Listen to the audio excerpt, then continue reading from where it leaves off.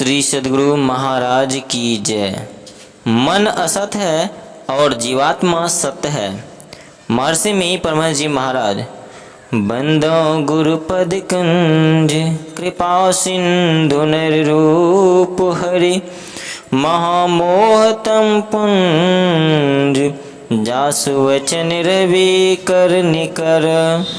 प्यारे लोगों, आप लोगों को यह अच्छी तरह जानने में आता होगा कि शरीर से जो कुछ भी काम करते हैं उस काम को करने के लिए लगाने वाला मन है। मन यदि किसी काम को करने के लिए प्रेरणा नहीं करे तो हाथ पैर शरीर आदि कोई काम नहीं कर सकता। मन भीतर में रहता है और सब काम करता है। एक बात और है कि मन ही सब कुछ नहीं है, मन के साथ आप भी हैं, अर्थात जीवात्मा रहता है। आप जीवात्मा हैं, भीतर में रहते हैं। मन के संग जीवात्मा नहीं रहे तो मन कुछ नहीं कर सकता। जैसे इंद्रिय के साथ मन नहीं रहे तो इंद्रियां कुछ नहीं कर सकती। जैसे बाहर में इंद्रियां हैं वैसे ही भीतर में इंद्रिय मन है। कोई कहता है मेरा मन, तो यह वैसा ही हुआ जैसे आप कहते हैं मेरा घर, मेरा शरीर। घर उसका है, घर वही नहीं है जो उसमें रहता है। घर मेरा घर है। उसी तरह जो कहता है मेरा पैर, तो वह पैर नहीं है, पैर उसका है। उसी तरह मेरा मन कहने वाला भी मन नहीं है, मन के संग में वहाँ वह रहता है। मन का काम बाहर भीतर होता है, किंतु अपना चेतन आत्मा काम क्या होता है? अपना काम अर्थात चेतन आत्मा काम क्या होता है?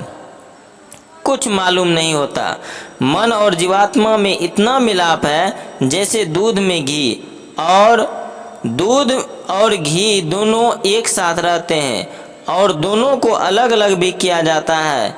जो काम दूध से होता है वह काम घी से नहीं, और जो काम घी से हो सकता है वह दूध से नहीं होता। उसी तरह मन से जो काम हो सकता है वह जीवात्मा से नहीं, और जो जीवात्मा से हो सकता है वह मन से नहीं। जीवात्मा सूक्ष्म है। संसार में दो तरह के पदार्थ हैं, एक सत और दूसरा असत। जिनका विनाश नहीं हो बदले नहीं वह सत है, जो विनाश हो बदलता रहे वह असत है। शरीर कुछ दिनों तक रहता है, किंतु यह बच्चे से जवान फिर बूढ़ा हो जाता है। कुछ काल शरीर ठहरता है फिर नहीं ठहरता है। मन भी एक तरह नहीं रहता, यह सभी जानते हैं। बच्चों में मन कैसा, जवान में कैसा और बूढ़े में कैसा। कभी मन एक तरह का फिर दूसरी तरह का। जैसे देह में अदल बदल होता है वैसे ही मन में भी अदल बदल होता है। शरीर जैसे कमज़ोर और बलवान होता है उसी तरह मन भी कमज़ोर और बलवान होता है। जो ज्ञानी है उसका मन वैसा नहीं बदलता जैसा साधारण जन का बदलता है। ज्ञानी लोग समझाते हैं कि झूठ, चोरी, नशा, हिंसा और व्यभिचार नहीं करना चाहिए तो नहीं करते हैं, किंतु साधारण लोग इन बातों को सोच समझ कर भी संसार की ओर झुक जाते हैं। भोग की ओर मन हो जाता है और वे पाप में गिर जाते हैं। इस प्रकार मन एक तरह नहीं रहता। दूध से घी निकाला जाता है तो दूध का दाम कम हो जाता है। जितनी देर में बिना घी का दूध खराब होता है उतनी जल्दी दूध के साथ घी रहने से नहीं। उसी तरह जब जीवात्मा मन से निकल जाता है तब मन मर जाता है, किंतु यह ऊंची बात है। इसी प्रकार मन भी असत है किंतु जीवात्मा सत है। शरीर और मन बलवान और कमजोर होते हैं किंतु जीवात्मा एक तरह रहता है। अपने को जीवात्मा समझो। जब तक कोई अपने को मन समझता है या शरीर को ही अपना कहकर जानता है तब तक शरीर और संसार का जो मेल होता है वही ज्ञान होता है, अर्थात वह शरीर और संसार को ही जानता है।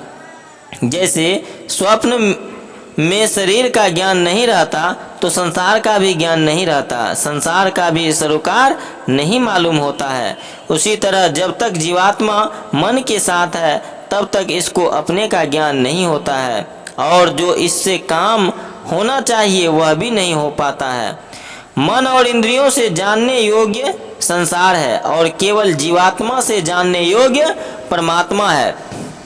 जब तक जीव संसार के पदार्थों को एकत्रित करने में रहता है तब तक दुखी सुखी होता रहता है, शांति नहीं मिलती। संत लोग कहते हैं परमात्मा को पहचानोगे तो तुम दुख सुख से छूट जाओगे। वह वैसा सुख है जो मन इंद्रियां के भोगों से ऊपर है। उसके बाद दुख नहीं होता, उसको पाकर और कुछ पाना नहीं रहता। उसके पाने से संसार बंधन से छूटकर मुक्ति पाना है, जन्म मरण से छूट जाना है। जब हम इसे पाते हैं तो जन्म मरण से हम छूट जाते हैं। इसी का उपदेश संतों ने दिया। उन्होंने कहा यदि तुम उसे नहीं प्राप्त करते हो तुम काम क्रोध लोभ मोह आदि विकारों में फंसकर दुख उठाते रहोगे। इसके लिए नेम धर्म आचार तप ज्ञान योग जप दान आदि कितना ही करो किंतु ये रोग नहीं छूटते। इसका मतलब यह नहीं कि नेम धर्म आचार तप जप दान आदि नहीं करो, यह सब काम तो समय समय पर करना ही पड़ता है, किंतु मत समझो कि इन्हीं से ये सब विकार दूर होंगे। इसके लिए ईश्वर की भक्ति करो, इसको पहचानो।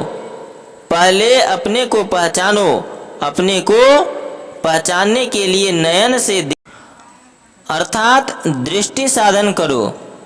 इसके पहले मूर्ति ध्यान करो, इसके भी पहले जप करो। जप करने से मूर्ति ध्यान करने में बल मिलेगा, मूर्ति ध्यान करने से दृष्टि साधन में सहायता मिलेगी।